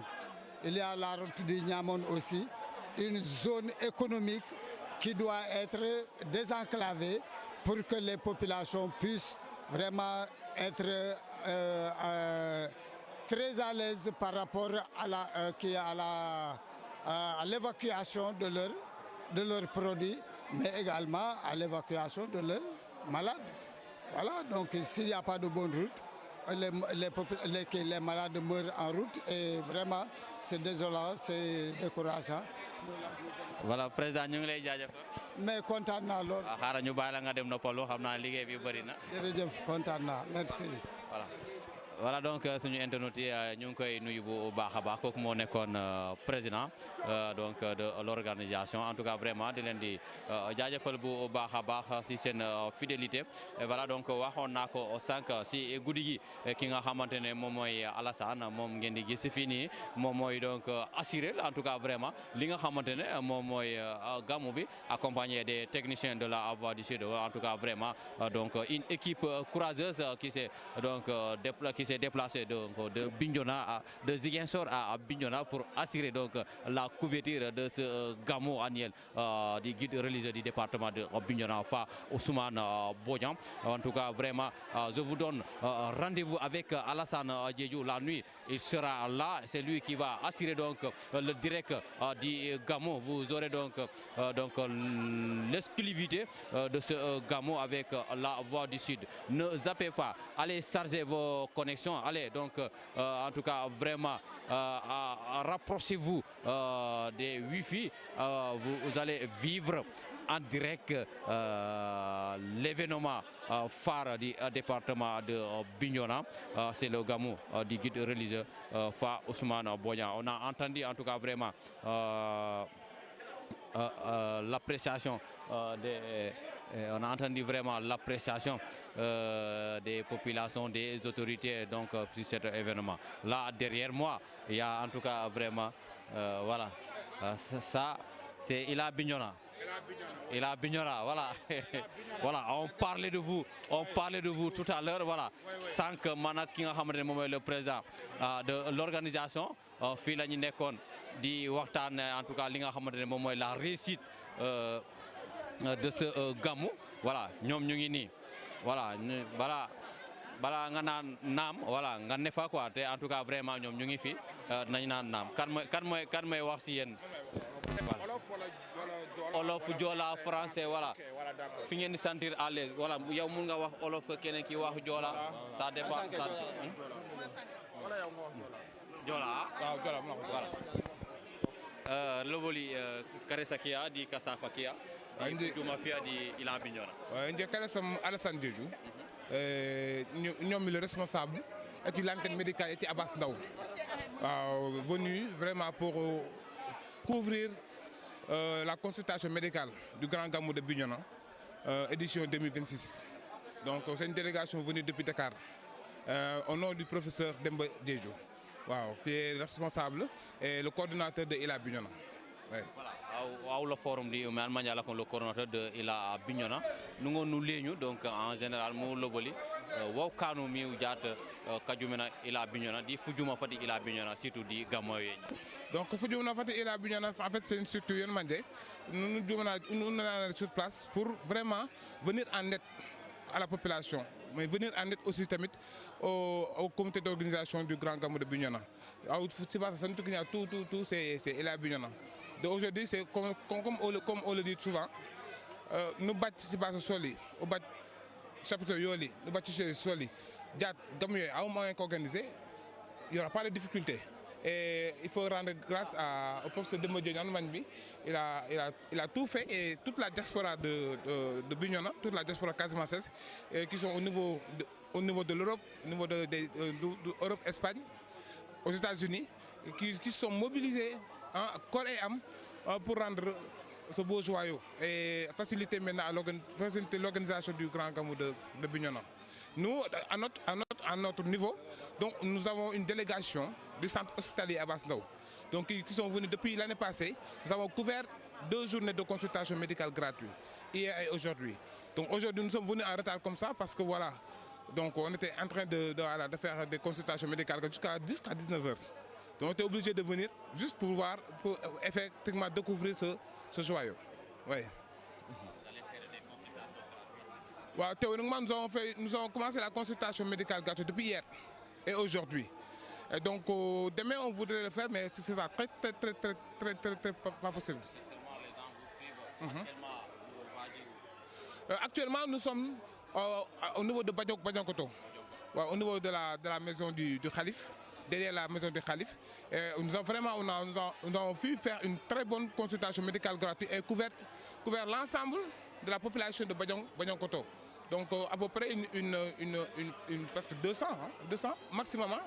on voit 300 personnes qui sont venues. Et parmi ces 300 personnes, nous avons pu donner des médicaments, mais aussi nous avons pu donner des moustiquaires gratuitement aux personnes pour prévenir le paludisme, mais aussi pour lutter contre les maladies transmissibles. Ouais. Merci. Qui va parler en Wolof? Mais lui, il a parlé en français, donc... C'est la même chose, hein? Voilà. Présentez-vous. Moi, c'est Maodo Malick Sow. Maodo Malick Sow, yaa ngi fi tey nga xam ne moom mooy Bignona. Tey mun nga ñëwaat si li nga xam ne lan moo nekk seen teewaay. Bon, tey bu ñu ko doon résumé satisfaction la ñu am parce que ñun comme ay agents de santé lañ nous avons l'obligation de servir la population là où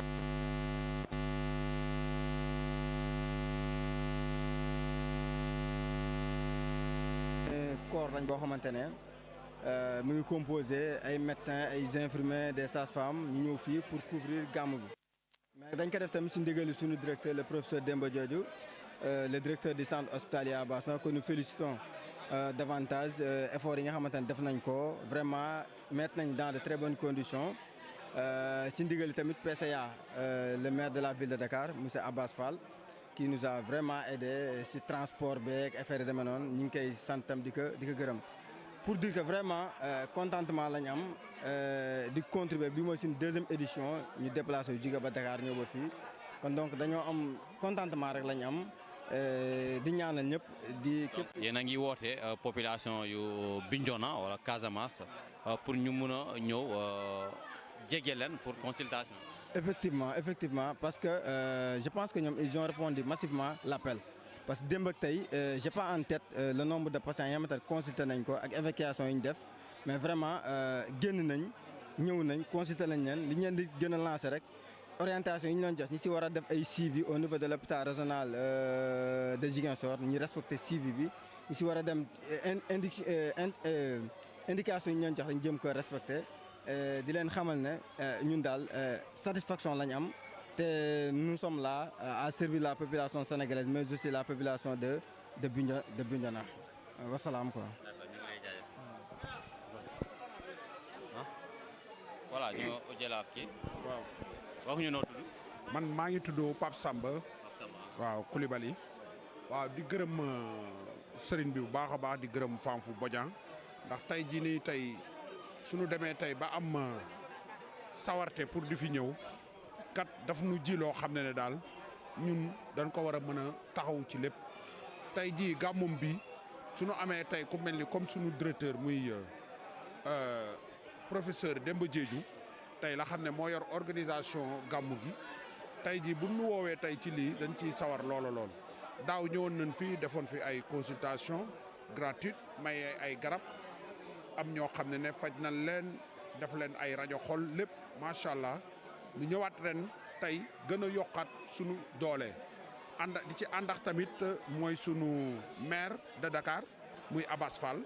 moom tamit presque boo xoolee transport beeg yëpp moo nu ko defal moo nu utal bus boo xam ne lépp facilité lépp ci ñun kon nag ci kaw loolu ñu dañuy sant sunu directeur muy sunu professeur Demba Diédhiou di ko ñaanal yàlla ci kaw ci kanam moo xam li mu bëgg ci kilifam bii yàlla defal ko wasalaam. voilà maa ngi leen di remercier bu baax a baax en tout cas vraiment ñi ñoo nekk si Ila Bignona en tout cas kuréel bi nga xamante ne boobu jóge nañu Dakar pour mu ñëw ba fii voilà suñu internautes yi voilà donc maa ngi leen di fàttalikuwaat voilà guddi gi ki nga xamante ne moom mooy Alassane moom mooy nekk waaw moom mooy taxaw fii man fu ma taxaw ni ànd ak yéen di leen de en tout cas def leen en direct gàmmu bi lépp li nga xamante ne xew na fii fi nga xamante ne dafa nar a xew fii ci tente bi Alassane dina ànd ak yéen en tout cas ngeen mun a vivre li nga xamante ne moom mooy gàmmu bi di leen di dox daje ba beneen yoon quant à moi di ngeen ma gisaat si écran Voix du Sud si yeneen i mbir yi